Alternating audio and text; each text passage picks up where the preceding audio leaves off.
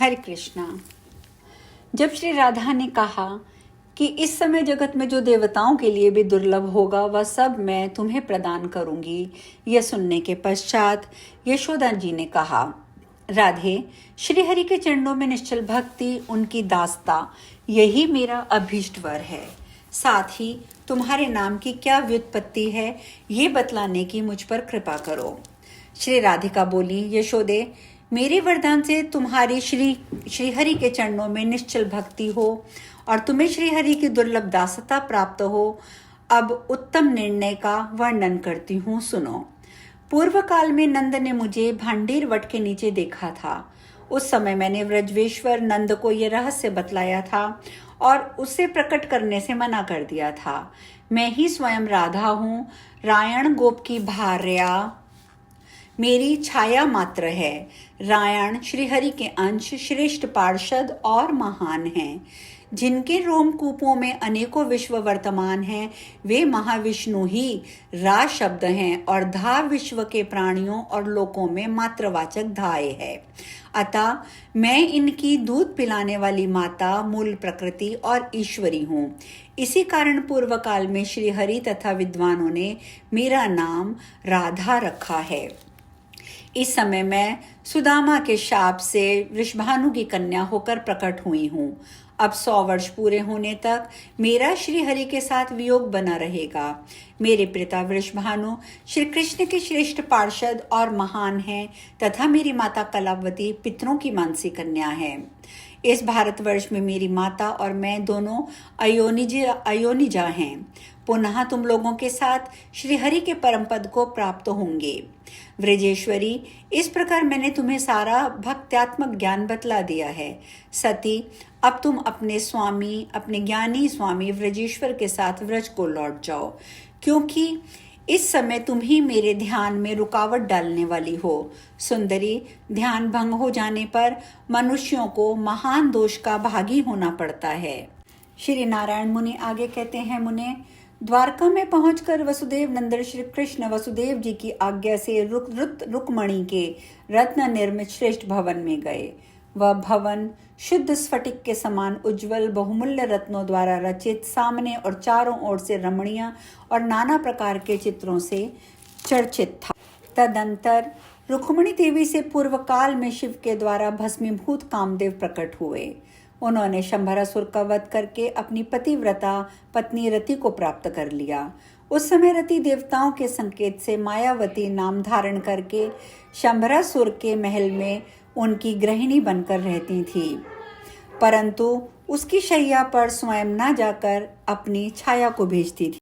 नारद जी ने पूछा, महाभाग, कामदेव अर्थात प्रद्युमन भगवान श्री कृष्ण के पुत्र ने किस प्रकार दैत्यराज शंबर का वध किया था?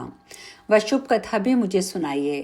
नारायण मुनि कहते हैं, नारद, 1 सप्ताह के व्यतीत हो जाने पर दैत्यराज शंबर रुक्मणी के सूतिका गृह से बालक को लेकर वेद पूर्वक अपने वास स्थान को चला गया। वह दैत्यराज पुत्रहीन था, अतः उस पुत्र को पाकर उसे महान हर्ष हुआ। फिर उसने प्रसन्नता से वह बालक मायावती को दे दिया। उसे पाकर सती मायावती को भी बड़ी प्रसन्नता हुई। तदंतर सरस्वती देवी ने आकर मायावती अर्थात रति को और श्री कृष्ण पुत्र कामदेव अर्थात प्रद्युमन को समझाया कि तुम दोनों पति पत्नी हो। शिव के कोप से भस्म हुए कामदेव ने ही श्री कृष्ण के पुत्र के रूप में जन्म लिया है। अतएव तुम दोनों पति पत्नी की भांति रहो। तब वे पति पत्नी की भांति रहने लगे। इस बात का शंभासुर को पता लग गया। तब वह उन दोनों की भर्त्सना करके उन्हें मारने दौड़ा।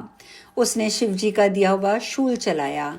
इसी बीच पवन देव ने चुपके से दुर्गा जी का स्मरण करने को कहा। दुर्गा जी का स्मरण करते ही शिव शूल रमणीय और मनोहर माला के रूप में परिणित हो गया। तदंतर कामदेव ने हर्षपूर्वक ब्रह्मास्त्र द्वारा उस दैत्य को मार डाला और रति को लेकर वे विमान द्वारा द्वारिकापुरी को चले गए। उनके पीछे समस्त देवगण स्वयं पार्वती की स्तुति करने लगे। रुक्मणी के मंगल कार्य संपन्न करके रति को और अपने पुत्र को उन्होंने ग्रहण किया। श्रीहरि ने स्वस्ति धन पूर्वक परम उत्सव कराया, ब्राह्मणों को जिमाया और पार्वती जी की पूजा की। तदंतर श्री कृष्ण ने वेदोक्त शुभ दिन आने पर क्रमशः 7 रमणियों का पाणी ग्रहण किया। उनके नाम इस प्रकार हैं: कालिंदी, सत्यभामा, सत्या, सती, नग्नजिति, जाम्बवती और लक्ष्मणा। उन्होंने क्रमशः इनके साथ विवाह किया और पुत्र उत्पन्न किए। उनमें एक एक से क्रमशः 10-10 पुत्र और एक एक कन्या उत्पन्न हुई। तत्पश्चात श्री कृष्ण ने राजाधिराज नरकासुर को पुत्र सहित मारकर रण के मुहाने पर महाबली मूर्दैत्य को भी यमलोक का पथिक बना दिया। वहां उसके महल में श्री कृष्ण को 16,000 कन्याएं दीख पड़ी, जिनकी अवस्था 100 वर्ष से ऊपर हो चुकी थी, परंतु उनका यौवन सदा स्थिर रहने वाला था। वे सब की सब रत्नाभूषणों से विभूषित थी, उनके मुख प्रफुल्लित थे। माधव ने शुभ मुहूर्त में उन सब का पाणी ग्रहण किया और शुभ काल में क्रमशः उन सब के साथ रमण करके उनमें से प्रत्येक से क्रमशः 10-10 पुत्र और एक एक कन्या का जन्म हुआ। इस प्रकार श्री हरि के पृथक पृथक इतनी संतानें उत्पन्न हुईं। नारद, एक समय की बात है, मुनिवर दुर्वासा अनायास घूमते घूमते रमणीय द्वारकापुरी में आए। उस समय उनके साथ 3 करोड़ शिष्य थे। उन्हें आया देख पुत्र और पुरोहित के साथ महाराज उग्रसेन, वसुदेव, श्री कृष्ण, अक्रूर और उद्धव ने षोडोपचार द्वारा मुनिवर की पूजा करके उन्हें प्रणाम किया। ब्राह्मण तब मुनिवर ने उन्हें पृथक पृथक शुभाशीर्वाद दिए। तदंतर वसुदेव जी ने अपनी कन्या एकांशा को शुभ मुहूर्त में महर्षि दुर्वासा को दान कर दिया। बहुत से मोती, माणिक्य, हीरे तथा रत्न दहेज में दिए। उन्होंने दुर्वासा को बहुमूल्य रत्नों द्वारा निर्मित एक सुंदर आश्रम भी दिया। एक बार मुनिश्रेष्ठ दुर्वासा ने अपने मन में विचार करके देखा कि कहीं तो श्री कृष्ण रत्न निर्मल मनोहर पलंग पर शयन कर रहे हैं, कहीं वे सर्वव्यापी प्रभु श्रद्धा पूर्वक पुराण की कथा सुन रहे हैं, कहीं सुंदर आंगन में महोत्सव मनाने में संलग्न हैं, कहीं सत्या द्वारा भक्ति पूर्वक दिया गया तांबूल चबा रहे हैं, कहीं शैया पर पौड़े हैं और रुक्मणी श्वेत चमरों द्वारा उनकी सेवा कर रही है, कहीं आनंद पूर्वक शयन कर रहे हैं, कालिंदी उनके चरण दबा रही है, फिर सुधर्मा सभा में सुंदर रूप धारण करके सत समाज के मध्य विराज रहे हैं। ऐश्वर्यशाली मुनि ने सर्वत्र उनके साथ समान रूप से संभाषण किया। इस परम अद्भुत दृश्य को देखकर विप्र प्रवर दुर्वासा को महान विस्मय हुआ।